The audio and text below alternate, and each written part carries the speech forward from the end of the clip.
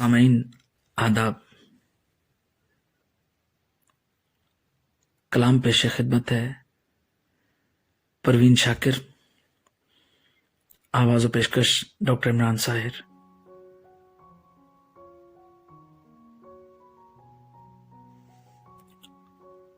कूबकू फैल गई बात शनासाई की,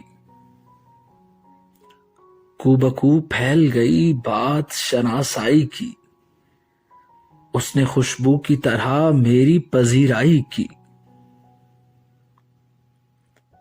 कैसे कह दूं कि मुझे छोड़ दिया है उसने, कैसे कह दूं कि मुझे छोड़ दिया है उसने।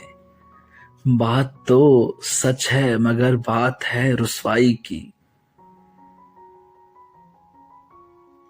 वो कहीं भी गया लौटा तो मेरे पास आया,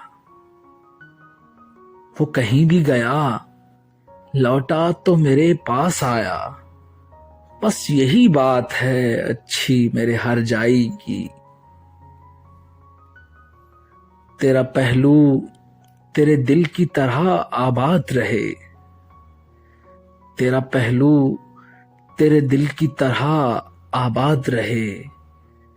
तुझ पे गुजरे न कयामत शब तन्हाई की। कूबकू फैल गई बात शनासाई।